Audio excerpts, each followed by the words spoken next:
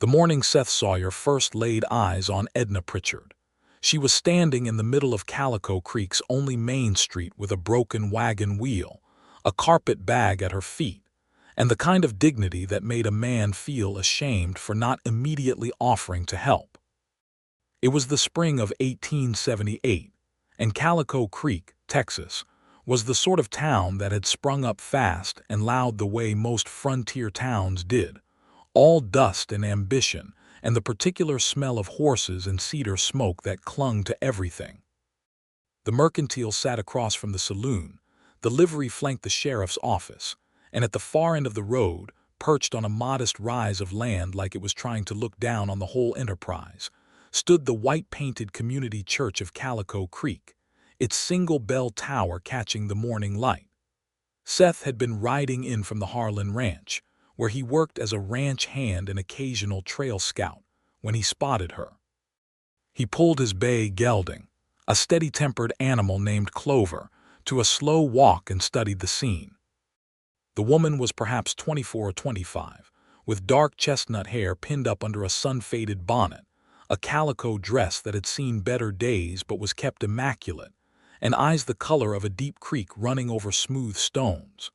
She was surveying the cracked wheel with the expression of someone who had been dealt a bad hand before and knew exactly how to calculate the odds. Seth dismounted without deciding to. It was simply something his legs did on their own. "Looks like that wheel gave out on you, ma'am," he said, removing his hat. She turned those creek-colored eyes on him, and there was a moment, brief as a sparrow's wing-beat, where something unnamed passed between them. Then she straightened her shoulders and said, "I am aware of that, thank you. I was trying to determine whether the axle itself has cracked or just the spoke assembly." He blinked. Most women he had known in these parts would have been in tears or calling for the nearest man to fix it without comment. This one was diagnosing the problem. "You know wagons?" he asked. "My father was a wheelwright in Abilene," she said simply. "I know enough. The spoke is the only damage, but I cannot replace it myself, and the livery man seems to have disappeared." "Old Calhoun," Seth said, nodding. "He's probably around back feeding the horses. I can fetch him, or I can take a look myself. I've set enough wagon wheels on the trail that I could manage it." She studied him the way a schoolteacher studies a student who has just claimed to have done his arithmetic homework. "What is your name?" she asked. "Seth Sawyer. I work out at the Harlan Ranch 3 miles east." "And I am Edna Pritchard," she said. "I have just arrived from Abilene, and I have accepted a position as the new schoolteacher at the Calico Creek schoolhouse." She paused. "If you can genuinely repair the wheel, Mr. Sawyer, I would be grateful." He could, and he did, and it took him the better part of an hour with Calhoun's tools and Calhoun's grumbling assistance. Edna Pritchard stood nearby and did not hover uselessly, but neither did she wander away. She watched with quiet attention, occasionally asking a sensible question, and Seth found himself talking more than he usually did, explaining which spoke fit which angle and how you had to balance the tension or the whole rim would warp on a bad road. When the wheel was set and tested and the wagon declared roadworthy, Edna thanked him with a handshake, which surprised him, and with the offer of a coin from her purse, which he refused. She did not argue with him about refusing, which he respected. She climbed up onto the wagon seat, arranged her skirt, took the reins, and said, "I expect I will be seeing you around town, Mr. Sawyer. Calico Creek does not look to be a very large place." "No, ma'am," he agreed, holding Clover's reins and watching her. "It is not." She drove toward the boarding house at the east end of the street, and Seth stood in the road for a moment longer than was strictly necessary, watching the wagon go. Calico Creek was not a large place. He saw her again 3 days later when he came into town for supplies, and they exchanged a nod and a brief conversation about whether the general store had restocked its chalk, because she needed chalk desperately for the schoolroom, and it was becoming clear that Mr. Abernathy, the store owner, was not prioritizing it. He saw her again 5 days after that when he passed the schoolhouse on his way to deliver a message for the ranch foreman, and heard through the open window her voice, clear and even and surprisingly carrying, reading aloud from a primer to a classroom of children who, judging by the absolute silence, were actually listening. He had not planned to fall in love with her. Men like Seth Sawyer did not generally plan things of that nature. They worked, they rode, they ate biscuits and drank black coffee and slept under stars when necessary. He was 31 years old, broad-shouldered, brown from long days in the sun, with a quiet manner that some people read as unfriendliness until they knew him well enough to understand it was simply the manner of a man who chose his words carefully because he believed they mattered. He was honest. His mother had made sure of that, and she was gone now these 6 years, buried in a churchyard in San Antonio. He had not attended church since. The reason he first offered to walk Edna Pritchard to church on a Sunday morning was simpler and more accidental than romance. He had come into town early to pick up a piece of leather harness he had left with the cobbler to be repaired, and he had encountered her on the road that led to the church, walking alone with a small Bible clutched in her hands, and she had turned her ankle on a rut in the road and caught herself before falling but not before letting out a small, sharp sound of pain. Seth had been off Clover and at her side before he consciously registered moving. "I am fine," she said at once, which he was already learning meant she was mildly not fine but did not intend to make a fuss about it. "Let me walk with you," he said. "The road gets worse before it gets better, and if that ankle is tender, you will want an arm to steady on over the bad part." She considered this with visible deliberation. "That is sensible," she said finally, as if she was approving a practical arrangement and not accepting the company of a man she had been thinking about rather more than she had intended to. Ever since he had fixed her wagon wheel with the particular kind of quiet competence that she found, against her better judgment, extremely appealing. She took his offered arm and they walked the remaining quarter-mile to the church together, and when they arrived she said, "Thank you, Mr. Sawyer," and he said, "It was my pleasure, Miss Pritchard." And that should have been the end of it, a practical kindness between two civil adults. Except that the following Sunday Seth found himself riding into Calico Creek early again, and when he passed the road to the church, he pulled Clover to a stop and waited, and when Edna came along the road with her Bible and her bonnet, he dismounted and fell into step beside her without preamble, leading the horse. "Good morning, Mr. Sawyer," she said, as if she had perhaps been expecting him or perhaps had hoped she would not be, and could not quite tell which feeling was stronger. "Good morning, Miss Pritchard," he said. "The road has another rut past the elm tree. Somebody ought to speak to the town council about it."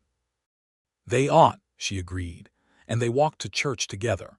And when the service was over and Reverend Aldous Cobb had finished his sermon on the Good Samaritan with his particular brand of long-winded conviction, Seth walked her back to the boarding house too, because the morning had simply not organized itself otherwise. The third Sunday was when Edna stopped pretending it was about the road. She was ready at the door of the boarding house when she heard Clover's distinctive soft whinny in the street, and she came out with her Bible before Seth had even quite tied the horse to the post. He turned and saw her, and the particular smile that crossed his face was not the polite expression he wore for general social purposes. It was something quieter and more unguarded, the smile of a man who has been riding toward something all week without fully admitting it to himself. "You are prompt," she said. "So are you," he observed. They walked, they talked. He told her about growing up on a ranch in the hill country, about his father who had been a good man with horses and a poor man with money, and how he had learned that the difference between a horse that trusted you and a horse that merely tolerated you came down entirely to whether you kept your word with them. She told him about Abilene, about her father's workshop, about the smell of fresh-cut wood, and the way a well-made wheel was actually a kind of mathematics, all the spokes bearing equal weight. She told him about her mother, who had died of fever when Edna was 19, and about the 2 years she had spent keeping house for her father before his health improved enough that she felt able to pursue her teacher's certificate. She did not tell him why she had left Abilene rather than staying. Not yet. That story had edges, and she was not ready to lay it in the road between them where he might stumble over it. The fourth Sunday, she brought him an apple from the basket she had been given by the Harker family, who paid her partially in produce, as was common in a frontier town where coin was irregular. He accepted it as if it were a very fine thing. The fifth Sunday, he told her about the last time he had been in a church, which was at his mother's funeral, and about how he had not been able to make himself go back after. There was something in the telling that cost him. She could see it in the careful way he chose his words, and she did not press him for more than he offered, which was another thing he noted about her. She listened without demanding. Edna Pritchard had been engaged once in Abilene. His name had been Philip Gresham, a banker's son with good manners and bad judgment, who had courted her for 2 years, and then announced 3 weeks before the wedding that he had decided to marry a girl from Dallas, whose father owned a railroad share. He had delivered this news with the particular sort of civilized regret that was somehow worse than anger, as if she were a business arrangement that had been superseded by a better one. She had not cried where anyone could see. She had gone home and told her father, and her father had said nothing for a long moment and then said, "Edna, you are worth 10 of him and the rest of that family put together." And she had held on to that like a plank in a flood. 6 months later, she had answered the advertisement for a schoolteacher in Calico Creek, Texas, and packed her carpet bag and come west. She had not intended to find anyone in Calico Creek. She had intended to work, to be useful, to build something of her own that did not depend on anyone else's approval or faithfulness. And then Seth Sawyer had fixed her wagon wheel with that particular quiet competence and looked at her like she was something worth looking at, and the plan had begun to complicate itself. By the 6th Sunday, the walking to church together had stopped being a new thing and started being simply a thing that they did, the way you breathe or the way the creek runs. The other inhabitants of Calico Creek had noticed, of course. This was not a large town. Mrs.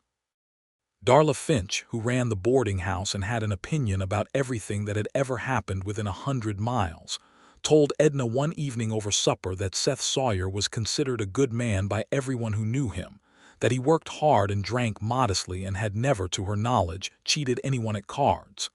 "He does not seem the card-playing type," Edna said carefully. "No," Mrs. Finch agreed, "but he used to when he was younger. He stopped." Men who can stop doing things they know are bad for them are rarer than you might think. She paused and ladled more stew into Edna's bowl without asking. "He has been coming to church, too, not just walking you there, sitting in the pews." Reverend Cobb nearly fell off the pulpit the first time he saw him. Edna had not known this, because Seth always left her at the church door, hat in hand, and she had assumed he went back to town. She thought about it that night in her small room above the boarding house, listening to the wind come down from the north and rattle the window glass, and she felt something warm move through her chest that she chose not to name yet, because naming it felt like standing too close to the fire. The 7th Sunday was the one she always remembered most clearly afterward, because it was the morning the trouble started, and also the morning she understood that what she felt for Seth Sawyer was not going to be argued or reasoned away. There was a man named Burl Hatch who had come through Calico Creek 2 weeks earlier and taken a room at the saloon. He was not a dangerous man exactly, but he was the kind of man whose company made things feel less safe without your being able to say precisely why. He was thickly built with small eyes and an air of grievance about him, as if the world owed him something it had consistently failed to pay.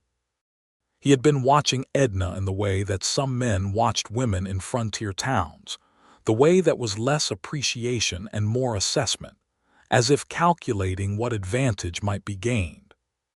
That 7th Sunday morning, he stepped out of the saloon as Edna was passing, and he was drunk, which at 9 in the morning told its own story, and he said something to her that she heard but that she made herself walk past without responding, because she had learned early in her teaching career that responding to provocation from the wrong direction only ever made things worse.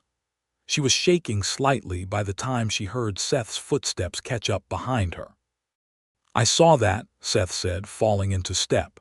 His voice was level, but it had a quality to it she had not heard before, a particular stillness that was very different from his usual quiet. "It is nothing," she said. "It is not nothing," he said. He did not make a scene. He did not turn back and confront Burl Hatch in the middle of the street. He walked beside her to the church with a steadiness that gradually calmed the trembling in her hands, and he was careful not to make her feel as though she needed rescuing, which would have been worse, somehow. What he did was simply be there, solid and certain, a kind of presence that said without words that she was not alone. After the sermon, walking back, he said, "I am going to speak to Sheriff Harmon about Hatch." "You do not need to do that on my account," she said. "I know I do not need to," he said. "I am going to do it anyway." She stopped walking and looked at him. They were under the big cottonwood at the corner of Church Road and Main Street, and the light came through the leaves in the particular dappled way that made everything look like something painted by a patient hand. "Seth," she said.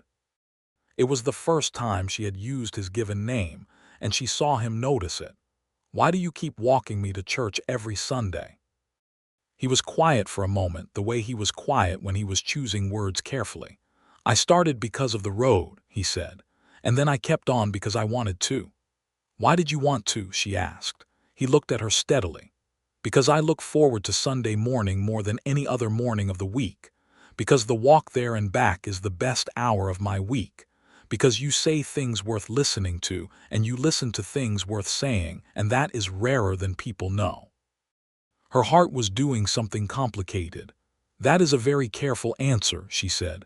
"I am a careful man," he said. Then, after a pause, "But I can be less careful if that would help." She felt the smile come before she could stop it. "I think I prefer the careful version," she said. "For now." He nodded, as if she had given him something he intended to keep. Sheriff Harmon did speak to Burl Hatch, who left Calico Creek 2 days later in the direction of Lubbock and did not return. Seth mentioned this to Edna on Tuesday afternoon when he stopped by the schoolhouse with a load of firewood that the school board had been promising to deliver for 3 weeks and had not. He had cut and split it himself. "You did not have to do that," she said, standing in the doorway of the schoolhouse. "The children need a warm room," he said simply. "The board will get to it eventually." "The children cannot wait on eventually." She watched him stack the wood against the side of the schoolhouse, methodical and unhurried, and thought about the kind of man who noticed what needed doing and did it without requiring an audience. The Sunday ritual continued through the spring. The road did get better, eventually. The town council finally graded it properly after Edna drafted and submitted a formally worded request at a town meeting, which Seth attended, and which caused something of a stir because Seth was not generally known as a meeting-attending type. The road got better and Seth kept walking her to church anyway, and neither of them pretended anymore that it was about the road. Through May and into June, Calico Creek bloomed with the particular stubbornness of frontier towns, wildflowers coming up through the dust at the edges of every building, the mesquite going green, the creek running fast with snowmelt from higher country. The Sunday walks got longer because neither of them was in any hurry to have them end, and they began walking a ways past the church before services, and then the same distance the other way after, just to extend the road between them. She told him about Philip Gresham on a Sunday in early June, under the cottonwood tree. She had not planned to. It came out the way things sometimes do when you have been carrying them long enough and you are finally in the company of someone who feels safe. He listened to the whole story without interrupting. When she finished, he said nothing for a moment, and then he said, "He was a fool." "He was practical," she said, because she had spent enough time since then trying to be fair about it. "The two things are not mutually exclusive," Seth said, and she laughed, a real laugh, the kind that surprised her, and he smiled at the sound of it as if he had just heard something very fine. "I was careful about leaving Abilene," she said more quietly. "I did not want to bring that particular lesson with me." "What lesson is that?" "That I misjudged someone," she said. "That what I thought I knew about a person was wrong. I do not want to be wrong about people in that way again." He turned to face her more directly, and there was nothing evasive in his eyes. "Then ask me anything you want to know," he said. "I would rather be known correctly than well." She thought about that for a long moment. "Do you want to stay in Calico Creek?" she asked. "Or is this a stopping place for you, the way trail hands move through?" "I have been here 4 years," he said. "Before that, I was moving. I was looking for a place that felt like a place worth putting down into. I believe I have found it." He paused. "Or something that makes it feel that way." The something hung in the air between them, delicate and clear as water. By July, the children at the schoolhouse had decided collectively that Miss Pritchard and the cowboy who brought firewood were sweet on each other. And they were not wrong. And they had begun to make a habit of conveniently appearing at the schoolhouse window whenever Seth came by, which was more often now than strictly firewood delivery would require.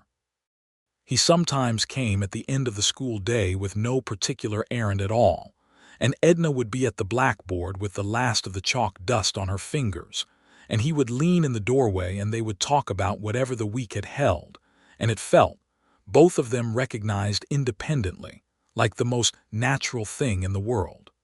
The social fabric of Calico Creek was a complicated weave. There were established families, like the Harkers and the Moody's, who had been there since the town's founding in 1872, and newer arrivals, and the particular tensions that came with a frontier community still deciding what kind of place it wanted to be. There were men who had come from the South after the war with old grief sewn into them, and there were newcomers from the East who carried different assumptions, and there were families who had been in Texas longer than any of the others and who were treated with a great deal less consideration than they deserved, which was one of the injustices of the time that Edna, with her schoolteacher's conscience, found she could not simply walk past. 3 of her students were the children of a Mexican family named Reyes, who ran a small but scrupulously clean laundry at the edge of town. The Reyes children, 2 boys named Tomas and Carlos and a girl named Inez, were as quick and capable as any children in the class, and the pointed way in which certain members of the school board had suggested they might be better served by separate arrangements had been dealt with by Edna in a school board meeting with a calmness that concealed, Seth later told her, what must have been a very considerable anger. "It was considerable," she confirmed. "You did not show it," he said. "Showing it would have given them something to dismiss," she said, "so I did not show it. I simply explained, very precisely, that all children in this district are entitled to the same education under the same roof, that this was the law and also the right thing, and that if the school board wished to revisit the matter, they were welcome to explain their position to the state superintendent of education, whose address I happened to have." Seth had looked at her in that moment with something in his eyes that was past admiration and was closer to reverence. He had his own particular convictions about fairness, shaped by years on cattle drives and trail crews where the work was hard enough that who you were counted more than where you were from, and by the observation that the men who talked loudest about the natural order of things were usually the ones who benefited from it the most while doing the least. He had said something to this effect to Tom Harker, who was one of the school board members and who was not a bad man, but held some outdated thinking like a man holds a too heavy coat in warming weather, out of habit more than real need. Seth had said it quietly, man to man, with no audience and no performance, and Harker had thought about it for a week and then changed his position at the next board meeting. He did not explain the change, but it held. August came to Calico Creek the way August always came to that part of Texas, with a particular authority. The heat was a physical presence, something you moved through rather than in, and the shade of a cottonwood tree was the most valuable real estate in town. The Sunday walks became slower and more deliberate, and Seth took to bringing water in a canteen, which Edna accepted with the matter-of-fact gratitude she extended to all practical kindnesses. It was on a Sunday in August, the 8th month of their Sunday walks, that the question everyone in Calico Creek had been waiting for finally began to organize itself into a shape. They had stayed after the service longer than usual because Reverend Cobb had asked Edna if she would help select a passage for a harvest service, and she had spent 20 minutes in the dim cool of the church with the Reverend and his dog-eared concordance, while Seth waited outside on the church steps, hat between his knees, watching the town go quietly about its Sunday business. When she came out, she sat beside him on the steps without ceremony, which she would not have done 5 months ago, and the ease of it was the kind of ease that only comes from many hours of genuine company. "Reverend Cobb asked me if you intended to join the congregation formally," she said. Seth was quiet. "He was not being impertinent," she added. "He was being hopeful. He has noticed that you come every week and sit in the back pew, and he wanted me to know that the door is open, as it were." "What did you tell him?" "I told him that was a question for you and not for me," she said. Seth turned the hat over in his hands once, a gesture she had learned to read as the physical version of careful thought. "When my mother died," he said, "I was angry at everything that was supposed to give comfort. It felt dishonest to sit in a church and say words I was not sure I believed. I did not want to be a hypocrite." "And now?" she asked. "Now," he said slowly, "I come every Sunday and I sit in the back pew, and something about it feels less dishonest. I do not know if I am fully where I used to be or if I ever will be, but I am closer than I was. I think that is enough," she said. "I think God is not particularly interested in where you stand on a scale, only in whether you are still walking." He looked at her sidelong. "You would have made a better preacher than Cobb," he said. "Do not tell him that," she said, and they both laughed, and it was easy and warm, and it felt like a Sunday in summer ought to feel. He walked her back to the boarding house, and at the door he stopped, and there was something different in his posture, a preparation, as if he were about to do something that required steadiness. "Edna," he said. "Yes," she said, and her voice was perfectly level. "I would very much like to take you to supper. Not Sunday. A proper supper at the hotel dining room on a Friday evening. I am asking so that you know I am asking clearly and not just finding reasons to be where you are." She looked at him for a moment. "You have been finding reasons to be where I am for 8 months, she said. "I know," he said. "I thought it was time to stop pretending otherwise." She said yes.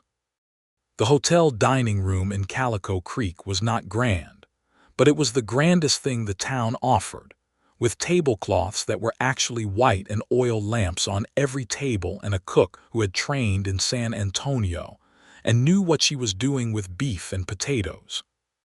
Seth arrived 20 minutes early because he was that kind of man, and he had borrowed a better coat from his bunkmate at the ranch, which his bunkmate, a cheerful Mexican-born cowhand named Fortunato Vega, had given him with the kind of theatrical generosity that suggested he had been expecting this particular request for some time. Edna wore her best dress, a deep blue wool that she had been saving since Abilene, and she had done her hair differently, more deliberately, and when Seth saw her come through the hotel door, he stood from the table so quickly that the chair scraped loud on the floor and 2 other diners looked up, and he did not notice them at all. "You look beautiful," he said, and the word was not decorative. It was simply true, and he said it the way he said other true things, plainly and without apology. "You look very well yourself," she said, and her voice was steady, which was impressive given that her heart was conducting itself very irregularly. They ate and they talked, and the supper lasted 3 hours without either of them registering the time, because the conversation moved the way good conversations do, from the practical to the remembered to the imagined, without seams. He told her about the trail drives he had been on in his 20s, the Red River crossing that had gone wrong, the way a herd of 3,000 cattle sounds in the dark like the earth itself thinking. She told him about the year she had been determined to learn French from a book, and had succeeded only in memorizing the chapter about vegetables. He told her that his father had kept bees, and that he had grown up understanding that the hive functioned on collective agreement, every bee committed to the same purpose, and that he had taken that as a kind of model for what a good community ought to look like. She said that was the most unexpectedly philosophical thing she had ever heard from a man who primarily worked with cattle.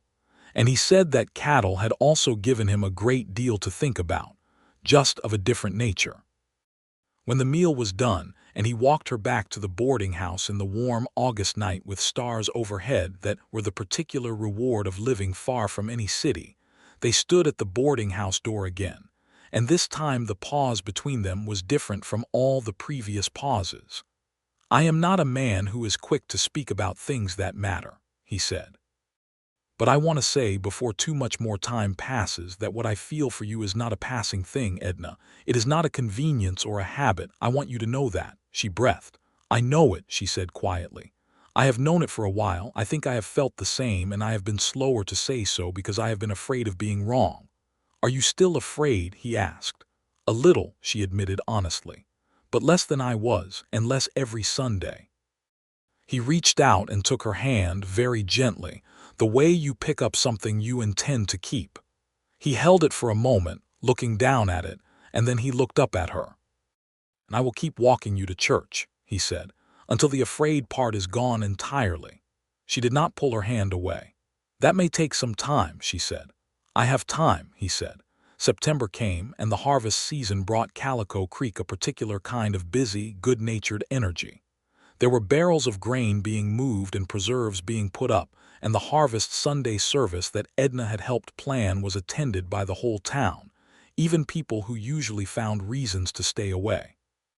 The church was full, with children sitting in the window spaces and men standing 3 deep along the back wall, and Edna sat in the 3rd pew from the front as she always did, and Seth sat beside her, not in the back pew but in the 3rd from the front. And when Reverend Cobb saw this arrangement, he smiled the private smile of a man who has been hoping for something, and has just seen it come to pass. After the harvest service, there was a communal meal in the field beside the church. Long tables brought out and covered with everything the families of Calico Creek had made and grown and preserved. And there was fiddle music from the Moody brothers and dancing on the flattened grass. And Seth danced with Edna twice, which in the mathematics of a small frontier town meant something very public and very definite. He was not a particularly elegant dancer. He had told her beforehand with characteristic honesty, but he had a reliable sense of rhythm from years of working with music at cattle camps, and he did not step on her feet, which she told him afterward was more than could be said for every man she had danced with. "Only twice," Mrs. Finch said to Edna the next morning over breakfast, in the tone of a woman who felt that understatement was being committed somewhere. "It was a community gathering," Edna said, applying herself to her eggs. Said Mrs. Finch, who had a great many opinions about this and chose, for once, to keep the majority of them to herself. October arrived, and the air turned the particular cool that felt like a gift after the long Texas summer. The Sundays had a different quality to them now, the light lower and more golden, the walk to church through air that smelled of dry leaves and distant wood smoke.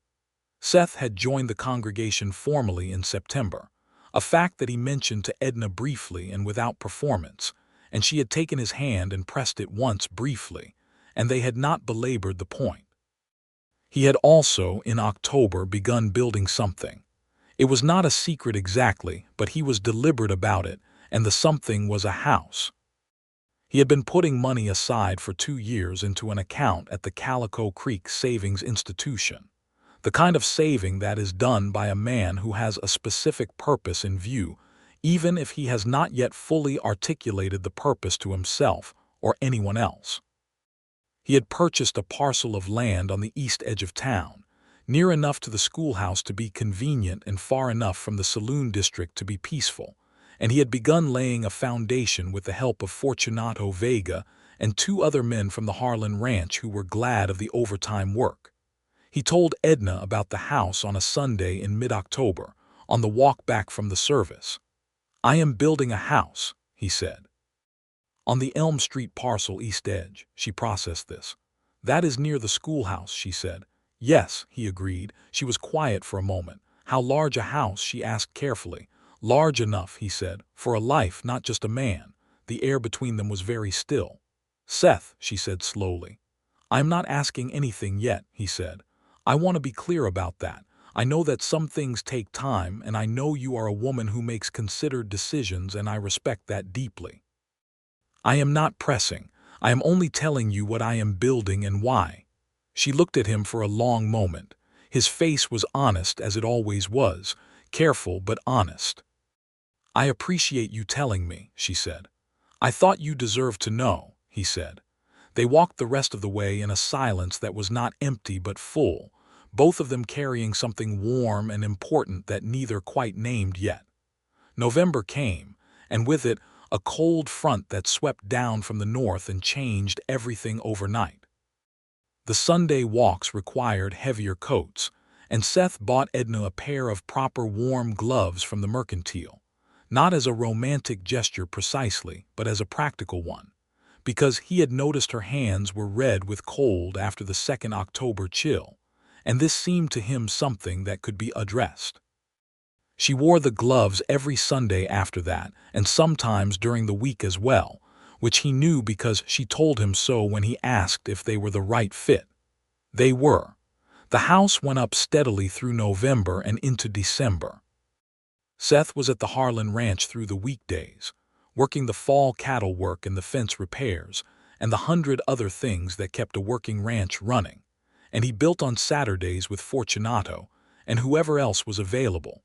And occasionally, Edna walked by on her way home from the schoolhouse and stopped to look at the progress. And he would come down from wherever he was working, and they would stand in the evening light and look at the frame and the walls and the slowly emerging shape of something. She had an opinion about the kitchen window, which she offered when he asked, and the opinion was a good one, and he changed the design accordingly. You realize, Fortunato said to him one Saturday afternoon after Edna had passed and they had both watched her go, that you need to marry that woman before someone else figures out what they would be getting. There is no one else in Calico Creek who is going to figure that out, Seth said. There is a lawyer from Dallas who has been boarding at Finch's house for 2 weeks, Fortunato said pleasantly, and he has been eating breakfast at the same table as Miss Pritchard every morning. Seth picked up a board and measured it, said nothing, and measured it again, which Fortunato recognized as a response. The lawyer's name was Archibald Connolly, and he was in Calico Creek on land title business that had nothing whatsoever to do with Edna Pritchard. But he was 32, well-dressed, educated, and had the sort of easy social facility that came from being raised in a family that considered talking to strangers a social skill rather than an imposition. He had introduced himself to Edna at breakfast with a pleasantness that was entirely genuine, and they had found themselves talking about the legal status of public education funding in Texas, which was a topic she cared about deeply, and it had been an interesting conversation. She had mentioned him to Seth without calculation, because she was not the kind of woman who managed information for strategic effect. He knows rather a lot about educational law, she said on the following Sunday, which is useful actually because the school board is going to try to cut the budget again, and I need to know what my actual legal standing is. He told you about educational law, Seth repeated, neutrally. He suggested some statutes I was not aware of, she said. It is genuinely helpful. There was a pause. Edna, Seth said. Yes, she said. He stopped walking. They were under the cottonwood again, the December bare cottonwood with its empty branches against the pale winter sky. I have been deliberate about not pressing you, he said, because I believe in giving a person room to know their own mind. But I am also not a man who is willing to stand still while the world moves around him and pretend I have no preference. She turned to face him fully. Her expression was open and attentive. I love you, he said. I have loved you since probably June, and I have been reasonably certain since August that it is not a passing thing, and I would like to ask you something important. Her heart was very loud. I would like to ask you if you will marry me, he said. Not because of any lawyer from Dallas, and not because the house is almost built, because you are the best person I know, and because Sunday mornings are the only mornings that matter and they matter because of you, and because I believe we would make a very fine life together, and I do not want to waste any more time that could be spent on it." The cottonwood's bare branches made a soft sound in the winter wind. Down the road, a door somewhere in town opened and closed. A dog barked once and then was quiet. "Yes," Edna said, "just that." "Yes," he blinked. "Yes. I love you too," she said. "I have for a long time.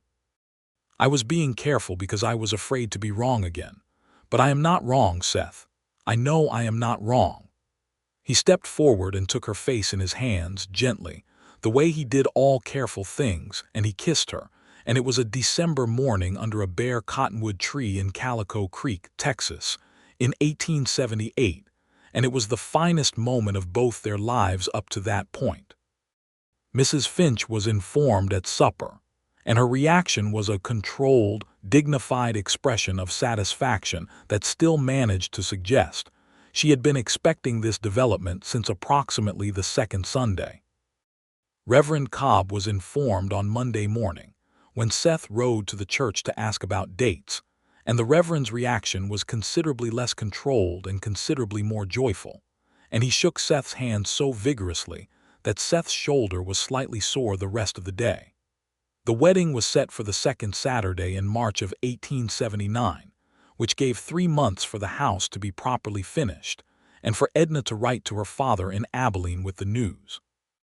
Her father's reply came 3 weeks later, a letter in his precise wheelwright's hand that said he was glad, that he had hoped, that he was coming, and that he would be bringing his tool kit because a man had to be useful at his daughter's new home, and he understood there was a lot of woodwork still to be done. Robert Pritchard arrived in Calico Creek in January, a compact, careful man of 58 with his daughter's creek-colored eyes and a quiet manner that Seth recognized as familiar, the manner of a man who chose his words and his judgments carefully. They got on with each other immediately and without effort, the way two people sometimes do when they recognize in the other a kindred way of moving through the world. Robert walked through the house on his first full day in Calico Creek, looking at every joint and beam and fitted piece, and at the end he turned to Seth and said, "You built this yourself?" "Mostly," Seth said. "With help." "It is solid work," Robert said. Coming from a wheelwright who understood load and weight and precision, this was a substantial endorsement, and Seth received it with the quiet satisfaction of a man who has been hoping for it without quite admitting so. The winter passed in the particular way of frontier winters, cold enough to matter, busy enough inside to make the time go. Edna finished the school term through February and organized the classroom for the substitute teacher who would take over in March while she settled into married life. She was not sure she wanted to stop teaching permanently, and she told Seth this directly. "Then don't stop," he said. She had expected at least a moment of hesitation, the particular hesitation that most men of her acquaintance offered when faced with a wife who intended to keep working. "I mean it," he said. "You are a better teacher than this town has had in its history as far as I can tell, and the children are better for it. We can manage the hours. There is no reason a married woman cannot teach." "The school board may have thoughts on that," she said. "The school board," he said, "will have to explain those thoughts to me and to you together, which will take considerably longer than they would like." She smiled. She could picture it perfectly. The second Saturday of March, 1879, was clear and cold in the morning and warm by noon, and the community church of Calico Creek was full for the wedding of Edna Pritchard and Seth Sawyer. In a way it was full for very few events, because both of them had, in their different quiet ways, become genuinely important to the community they lived in. Edna wore a dress of ivory wool that she and Mrs. Finch and Mrs. Reyes, who turned out to be a gifted seamstress, had made together over the course of January and February, and her father walked her down the aisle with an expression on his face that was the particular blend of joy and grief that belongs only to fathers at their daughters' weddings, the grief being not regret but the weight of time's passage, all the years that led to this one. Seth stood at the front of the church in his best coat, which was no longer borrowed, and when he saw Edna come through the door, He did what he had done at the hotel supper 8 months ago. He went very still, as if stillness were the only appropriate response to something that mattered that much. Reverend Cobb married them with a ceremony that was warm and direct and not too long, which Edna had specifically requested, and there was a moment near the end when the Reverend said, "You have been walking this road together for a year now, and today you simply make it official." And the whole congregation laughed softly because it was exactly right. Seth's vow, when his turn came, was not from the standard form. He had written it himself, and he spoke it looking directly at her, which was the only way he knew how to do anything important. "I am not a man who speaks easily about what matters most to me," he said. "But I want you to know, in front of everyone here, that I intend to spend my life being worthy of your trust. I intend to be honest with you when honesty is hard, and kind when kindness is easy, and steady when things are neither. I intend to walk beside you, not ahead of you, and I intend to keep walking as long as we both live." There was a silence in the church after he said it. Edna blinked once, twice, and then she smiled the smile she had that was not the polite social smile but the real one, the one that reached her eyes and transformed her whole face, and she said, "Then I suppose you had better not stop now." He put the ring on her finger, simple gold because she was not a woman for ornamentation, and they were married. The reception was in the field beside the church, the same field where they had danced in September, and the tables were full, and the fiddles were out, and Seth danced with his wife more than twice, considerably more than twice, and Mrs. Finch danced with Robert Pritchard, which surprised everyone, including apparently both of them. Fortunato Vega made a speech that was both funny and genuine, and that concluded with him raising a glass of sweet cider, and saying that he had never met two people more obviously meant to arrive at the same place, and that it had still taken them 11 months to get there, which was longer than it ought to have taken but about right for careful people, and everyone laughed and drank. They moved into the house on Elm Street that afternoon, with the help of every able-bodied person at the reception who offered to carry furniture, which was nearly all of them. And by evening the house was full enough to be a home, with Robert Pritchard's carefully crafted shelves fitted into the kitchen and the parlor, and the good cooking smell of the wedding supper's leftovers, and firelight, and Seth and Edna Sawyer in the house that he had built for a life together. She stood in the kitchen in the last light of the March evening and looked out the window at the elm tree in the yard, a young elm that would grow slowly into something considerable over years, and Seth came and stood behind her and put his hands on her shoulders, and they were quiet together in that particular way of people who have finally arrived somewhere they have been traveling toward. "I should tell you," she said, "that I do not intend to be a different person now that I am married." "I know," he said. "I am not hoping for a different person. I am hoping for exactly the one you are." She leaned back against him, something she would not have done a year ago and now felt entirely natural. "Good," she said, "because I have already drafted a letter to the school board about the spring term." He laughed into her hair. "Of course you have." The spring of 1879 was the best spring either of them had experienced. Seth was promoted to foreman at the Harlan Ranch, a position he had been offered once before and declined because it had not seemed like the right time, and now it was, and the added wage and responsibility fit him with the ease of a coat made specifically for the wearer. Edna returned to the school board meeting in April and presented her case for continuing to teach after marriage with documents supporting her position and the particular kind of calm, precise argument that made disagreement feel unreasonable. And the board voted 4-2 in her favor, with Tom Harker casting one of the affirmative votes and explaining only that he had given the matter full consideration. She taught through May and into the summer, and the Rays children completed the year at the top of their class, and Inez Rays read aloud at the end-of-year ceremony with a confidence and clarity that made her parents weep quietly and with great pride at the back of the room. Seth came to the ceremony. He sat in the middle of the room with the other families, not at the back, not apart, and he listened to the children read and recite and perform the arithmetic they had learned. And when it was done, he sought out Mr. and Mrs. Rays and told them their children were exceptional, which they were. And Mrs. Rays thanked him with the particular dignity of a woman who was accustomed to having to fight for what should have been given freely, and who recognized when someone was not requiring that fight. The summer brought news from Abilene that Robert Pritchard had decided to sell the wheelwright business and retire. He had a letter from Edna and Seth together inviting him to come to Calico Creek permanently, as there was room in the house, and he was welcome, and they did not want him to be alone.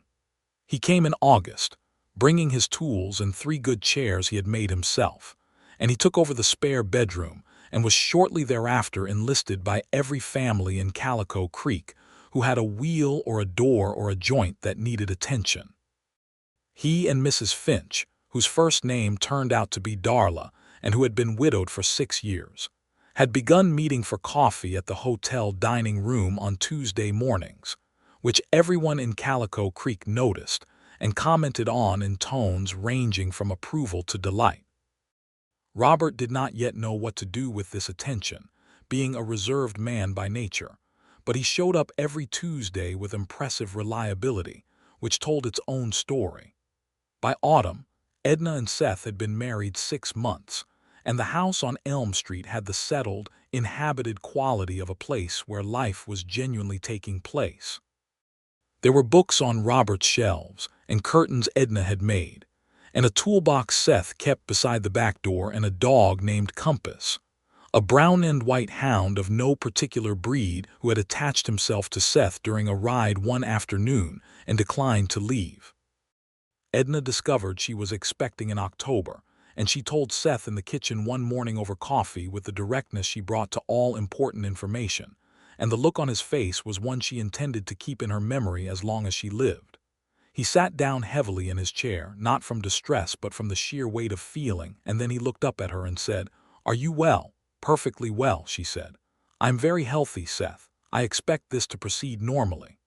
"Yes," he said. "Yes, of course."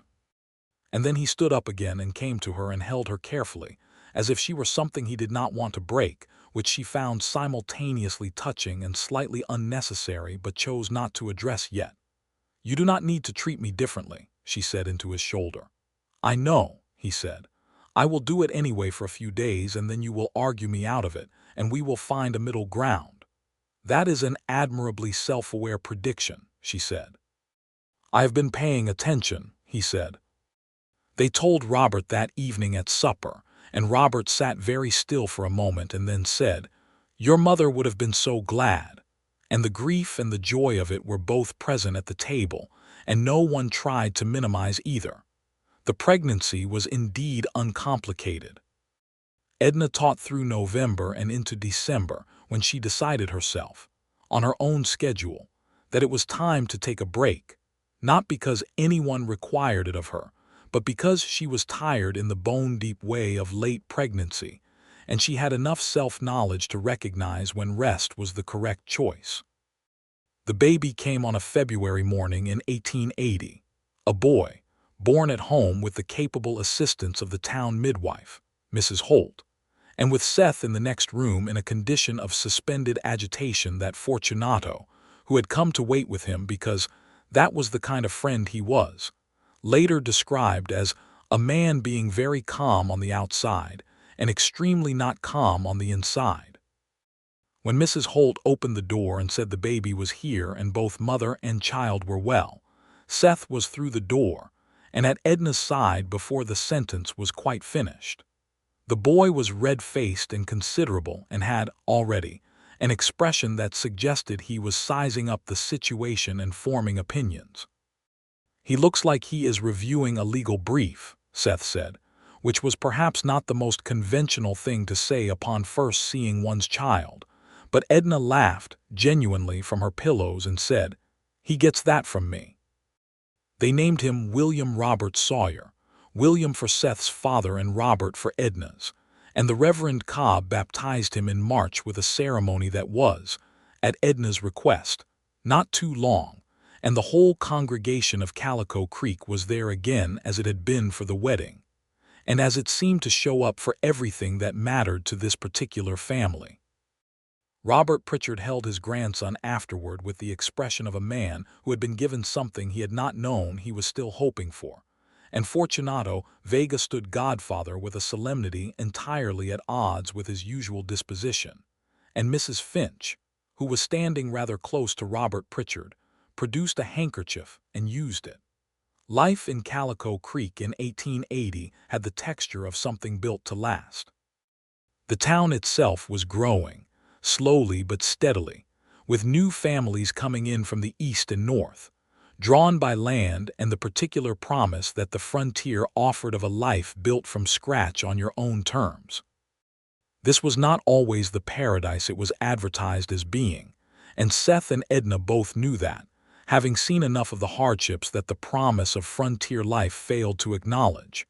The isolation, the distances, the medical realities of a place far from cities, the ongoing pressures on families who did not fit the dominant patterns. But Calico Creek was, by the standards of 1880, doing reasonably well. It had a school, a church, a sheriff who took his responsibilities seriously, a doctor who came through monthly and who would soon, Edna had been quietly agitating, establish a permanent practice. It had people who, for the most part, had decided to be neighbors to each other in the genuine sense of the word. Seth continued as ranch foreman, a role in which he proved to be, as people who had worked with him had suspected, exactly as effective as quiet competence and genuine fairness tended to make a man. He ran the Harlan Ranch with a steady hand and a respect for the men who worked it that made them work harder than strict authority ever could have managed. Edna returned to teaching in April of 1880, with William in the care of Robert Pritchard, and a very capable 15-year-old girl named Clara Moody, who came each morning as a mother's helper. This arrangement had required some engineering of social expectations but no particular argument, because Seth had made his position clear from the beginning. His wife's work was as valuable as his own, and the household would be organized to accommodate both. The school board, by now, had either accepted this or learned not to voice objections within earshot of Edna Sawyer, which amounted to the same thing practically. The Sundays remained.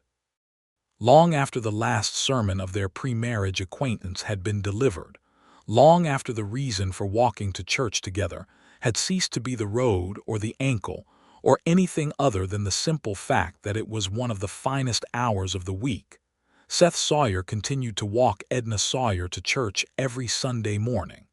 It was what they did. It was as foundational to the architecture of their shared life as anything else. This 1 hour on Sunday morning when they walked side by side through whether the Texas Panhandle chose to deliver, talking or quiet depending on the morning, with Edna's hand through his arm and compass, occasionally trotting alongside, until he discovered that church steps were comfortable for lying on in the sun. When William was old enough to walk, he walked between them, holding a hand on each side and swinging with theatrical enthusiasm whenever the terrain permitted. When the second child came, another boy they named James Henry, born in the spring of 1882, he was carried in arms for his first year of Sunday walks, and then added himself to the procession with the particular confidence of a second child who knows exactly where he stands in the household hierarchy. The third child, a girl they named Margaret Rose, born in 1884, had her mother's creek-colored eyes and her father's deliberate manner, and was, by her own estimation and everyone else's, entirely pleased with herself. The Sunday walk, by the time Margaret was old enough to join it, was a procession of 5, with a dog and occasionally Robert Pritchard if he was not meeting Mrs. Finch for their Tuesday coffee and whatever else had developed between them, which was not nothing. Robert and Darla Finch had in 1882 sat down together at the hotel dining room on a Tuesday and had a conversation that resulted in Robert subsequently visiting Reverend Cobb about dates, and the wedding had been a small one, at the church on a Saturday morning, with Seth as witness and Edna as matron of honor, and all three children in attendance and compass tied to the church fence outside, doing his best. The house on Elm Street had been expanded by 1883, Robert's woodworking skills proving indispensable, and by 1884 it was a proper family house with a proper kitchen, and a parlor with bookshelves along two walls and a big table that could seat 8 and frequently did. Mrs. Finch, now Mrs. Pritchard, had moved from the boarding house, which she sold to a young woman from San Antonio who had big plans for it and the energy to execute them, and she had moved into a small house 3 streets over, which Robert had made beautiful with his particular form of patient craft. She and Edna had the relationship of 2 women who had chosen each other's company through genuine affinity rather than social obligation, which is the best kind, and they met twice a week for coffee and conversation that ranged over everything from educational policy to the proper technique for putting up peaches. In the spring of 1885, Seth bought a small parcel of land adjacent to the house and began establishing a kitchen garden of serious ambition, with Edna's planning and his labor, and by summer they had tomatoes and beans and corn, and a row of sunflowers along the south fence that were purely for the pleasure of them, tall and golden in the August light. The children grew the way children grow in a home where they are genuinely loved and genuinely expected to be decent human beings. William at 5 was quiet and careful and deeply interested in how things worked, which meant he spent a great deal of time in Robert's workshop learning the names of tools and the properties of different woods. And Seth thought sometimes, watching him, of his own father and the bees and the inherited understanding that some things were best learned by being in the room where they happened rather than by being told. James at 3 was the opposite kind of child, sociable and vocal and in motion at all times, the kind of child who made a room feel full when he entered it, and who had an opinion about everything and the confidence to express it. He had Edna's precision with language and Seth's patience with people, which was an interesting combination. Margaret at 1 was observing the family from her position as its youngest and most recently arrived member with the calm attention of someone conducting a long-term study. The October Sunday when Seth first carried both William and James on the walk to church, one on each side, because the morning was cold and the walk was long for small legs, Edna walked beside him with Margaret on her hip, and the 5 of them moved along the church road with Compass at their heels and Robert, and Darla a little behind because they had come for the service too, and a family from new to town, the Aldersons, were walking ahead. And Calico Creek spread out in the October morning light, the way places spread out when they have been genuinely built into something real. Reverend Cobb, who was getting older now, and whose sermons had gotten both shorter and better in the proportion that wisdom sometimes achieves, said one Sunday in the fall of 1885 that a community was a covenant, that it was not built by declaration, but by the daily choosing to show up for each other. And Seth, sitting in the 3rd pew from the front with his wife beside him and his eldest son on his knee, thought that this was the truest thing he had heard in a church since his mother's time. After the service, walking home, Edna said, "You were thinking something during the sermon." "I usually am," he said. "A specific something," she said. "He said that community is built by choosing to show up," Seth said.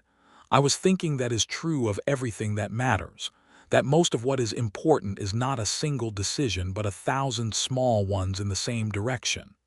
She was quiet for a moment, William's hand in hers, the baby in the crook of her elbow. "Like walking to church every Sunday," she said. "Like that," he agreed. She looked at him sideways, the look she had that was half assessment and half affection, and he felt, as he had felt every Sunday for 7 years, that he was exactly where he was supposed to be. "You know," she said, "you started walking me to church because of a road that needed fixing and you never stopped." "No," he agreed, "I did not." "Do you intend to stop?" He thought about this with the seriousness it deserved. "I do not," he said. She smiled.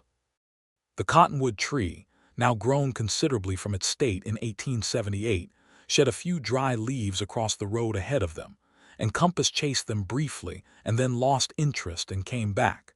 And William said something to James that made James laugh, and Margaret made the sound she had recently developed that served as her general commentary on the world.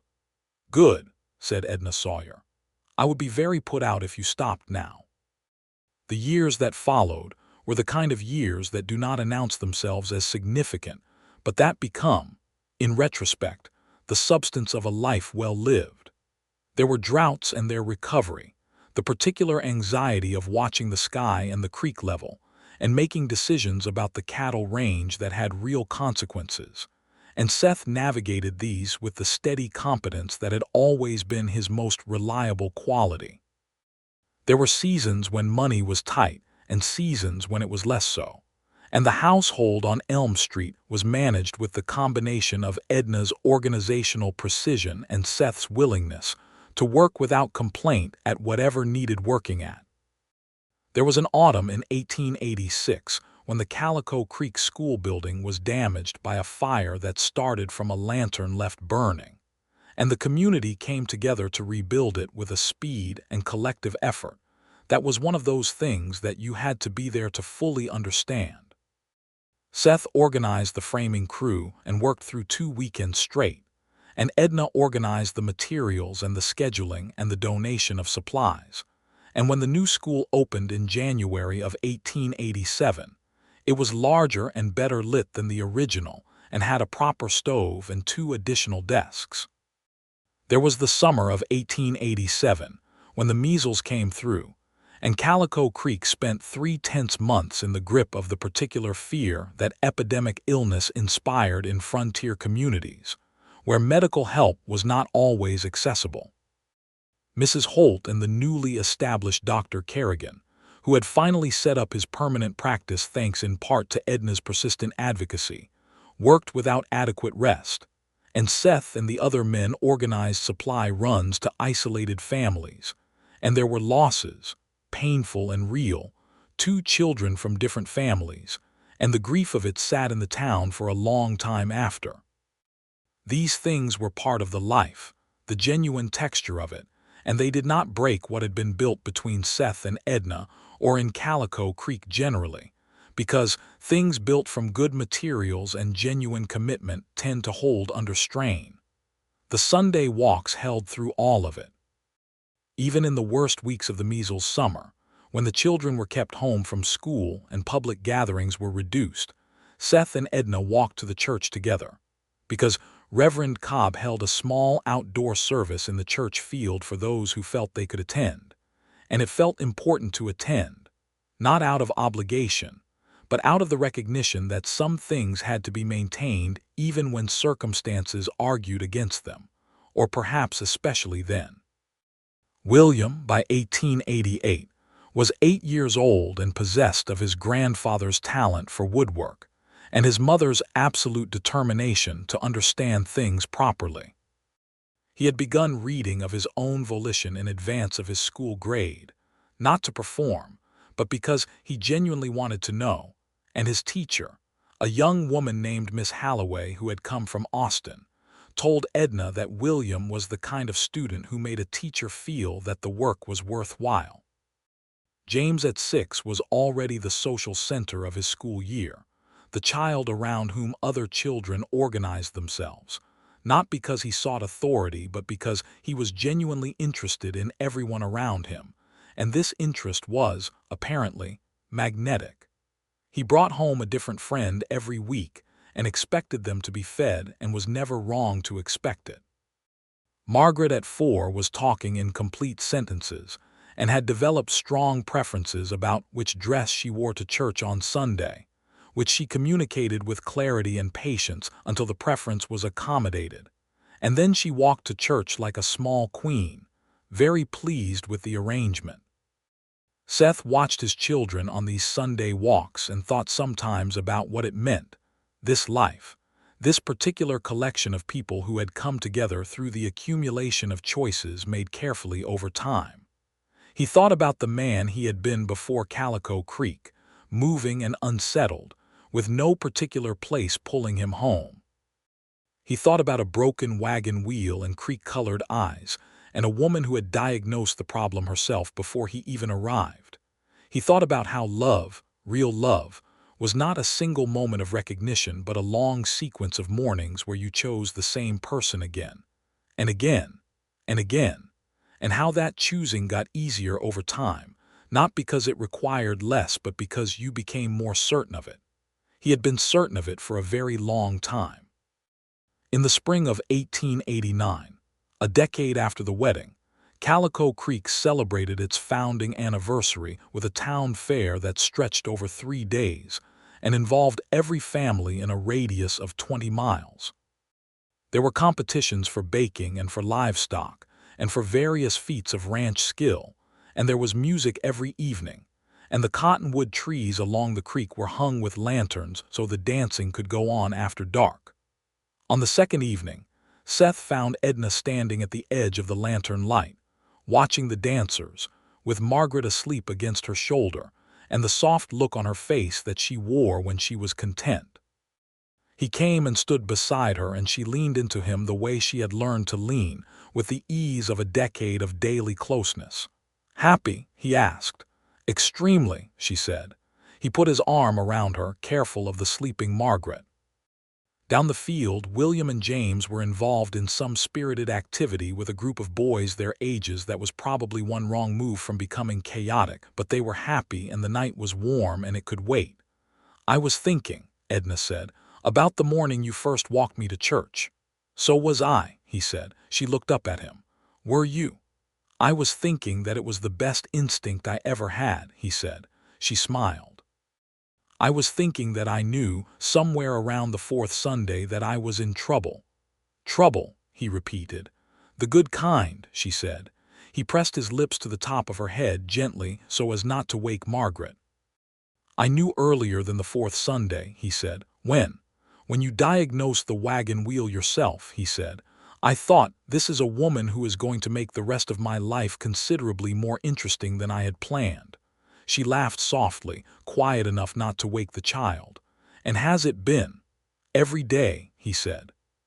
The fair went on around them, lanterns swaying gently in the evening wind, the fiddles and the laughter and the voices of the community that both of them had, in their different ways and at different speeds, chosen and been chosen by. The creek ran behind the trees, steady and unchanged by all the human business on its banks, and the stars came out over the Texas sky the way they always had, indifferent to borders and years, and the particular struggles of the small lives being lived beneath them, but beautiful, genuinely beautiful, in a way that made even the hardest circumstances feel placed inside something larger than themselves. Margaret shifted in her sleep and made a small sound, and Edna adjusted her hold and said nothing, and Seth stayed where he was, arm around his wife, watching his sons run laughing through the lantern light, and thought that this was the answer to every question he had ever had about what he was building his life toward. The year 1890 brought changes to Calico Creek and to Texas generally. The frontier as a formal designation was beginning to shift, the territories filling in, the distances that had once been genuinely unknown becoming mapped and named and connected by rail. The railroad had come closer now, with a line running to a town 12 miles east of Calico Creek, and this changed the practical nature of daily life in ways both welcome and complicated, because it brought goods and mail and news faster, but it also brought more people and more pressure on the land and the old ways of doing things that had developed out of necessity. Seth navigated the changes at the ranch with his characteristic steadiness. The Harlan Ranch adapted to the new economics of the cattle business with more deliberate breeding programs and better market access via the rail connection, and Seth's role as foreman expanded in scope and required more organizational thinking and less purely physical work, which he managed with the same unhurried competence he had always brought to things. Edna had been the head teacher at the Calico Creek School for 5 years by 1890, with 2 other teachers now working under her direction, and the school had a proper curriculum and a library of 38 books, which Edna treated as a genuine library, with a checkout system and records, and which she intended to grow to 100 books within 3 years, a goal she shared with the school board with the particular tone of voice that communicated it was not so much a proposal as an announcement. The Rays family had prospered. The laundry had grown into a proper business with 3 employees, and Tomas Rays, who was now 17 and had been one of Edna's earliest and finest students, was studying by correspondence with an institution in San Antonio with the goal of becoming a surveyor. Edna had written 3 letters on his behalf and located the program and explained the correspondence process and made clear to his parents that their son was capable of whatever he set his ambition toward.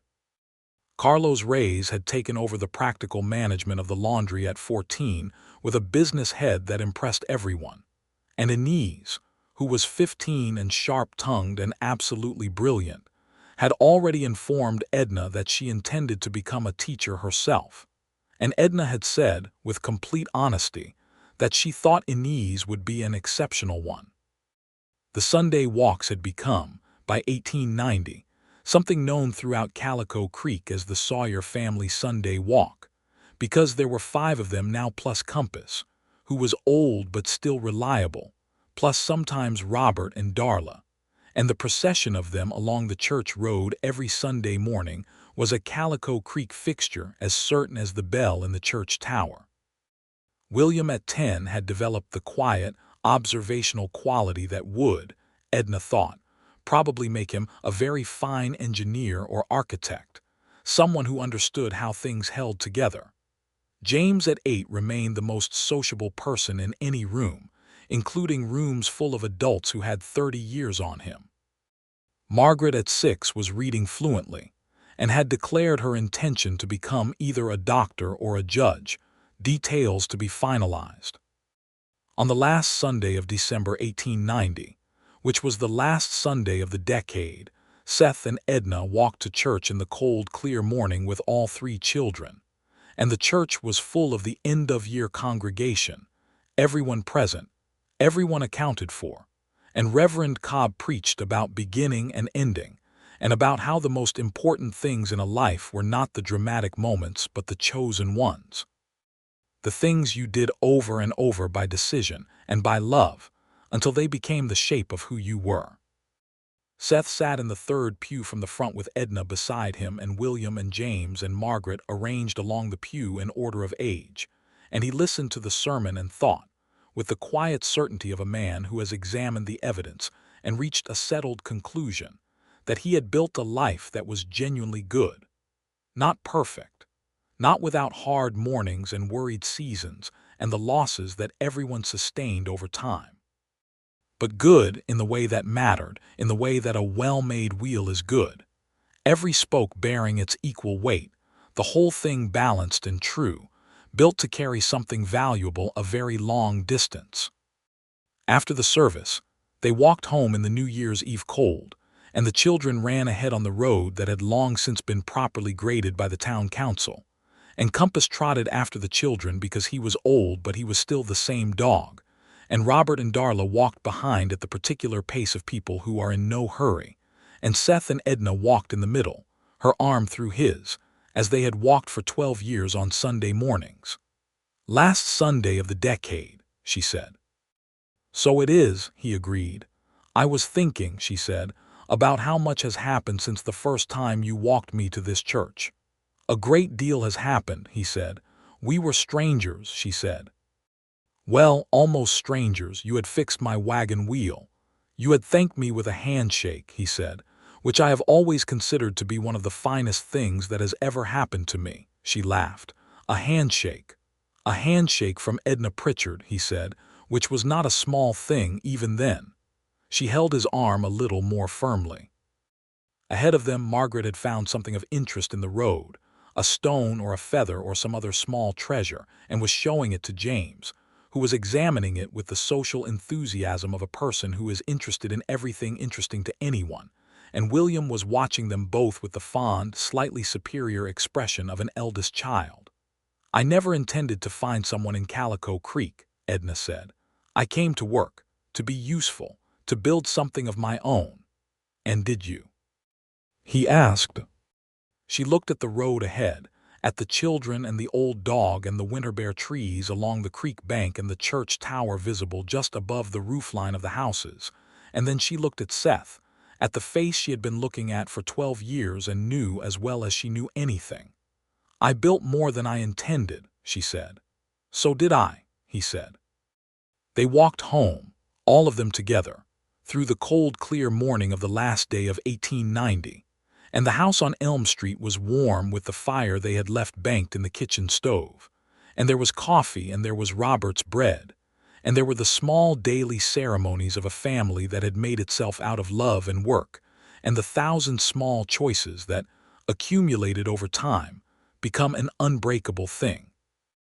That evening, as the new year came in without ceremony, just the clock on the mantel showing midnight and the distant sound of celebration from the saloon district, Seth and Edna sat in the parlor with the children asleep in their rooms and the house quiet around them.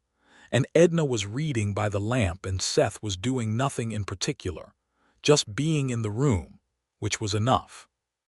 He looked at her, the familiar profile, the small frown she got when she was concentrated on a page, the lamplight in her dark hair, and he thought of that first Sunday walk, the road with its ruts, the ankle she had turned and dismissed, the way she had taken his arm with that particular combination of practicality and something less nameable. He had offered to walk her to church that first time without knowing what he was offering.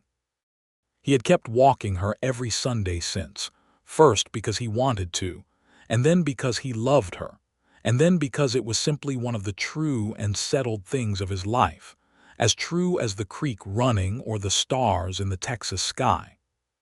He had never stopped. He had forgotten to stop the way you forget to stop breathing, because the thing you are doing has become identical with simply being alive. "What are you thinking about?" she asked, without looking up from her book, because after 12 years she could feel him thinking without needing to look. "The first Sunday," he said. She looked up then, the small frown replaced by that real smile, the one that reached her eyes and had been reaching them for 12 years and had not become any less fine for the repetition. "You were very serious about that road," she said. "I was very serious about you," he said. She closed the book on her finger and looked at him in the lamplight. And now I am very serious about you and also our 3 children and this house and this town and everything that has come from walking that road," he said. She was quiet for a moment and then she said, "I am glad you did not stop. I am glad you let me keep walking," he said. She opened her book again, but she was still smiling and the lamp burned warm and low, and the house was solid and quiet around them, and the new year had just begun. And it was, by any honest measure, a very fine thing. In the years that followed, Calico Creek grew and the Sawyer family grew with it, in the gradual, substantial way of things that have been properly built. William became, in time, a civil engineer who brought his expertise back to the Texas hill country he had grown up hearing about from his father. James stayed closer to home, taking over management of the Harlan Ranch when Seth retired from foreman work in his late 50s, carrying his father's particular combination of firm, principle, and genuine warmth into the work. Margaret became, after a number of deliberate steps and a good deal of determination, a schoolteacher herself, first in San Antonio and then back in Calico Creek, where she and Inez Reyes taught side by side in the school that Edna had built, and that Edna still occasionally walked through in her later years, with the proprietary satisfaction of a gardener who has seen something planted grow to its full height. Robert Pritchard lived to be 81, working with wood until his hands no longer cooperated, and died in the spring with his daughter and her husband and his 3 grandchildren present, and was buried in the Calico Creek churchyard with a headstone of honest Texas limestone, and a marker for his craft that the community placed beside it, because they knew what they had had in him. Darla, his Darla, outlived him by 4 years, and spent those years divided between her own small house and the house on Elm Street, where she was a presence of such comfortable inevitability that the children who visited their grandparents often could not remember a time when she had not been there. The Sundays never stopped.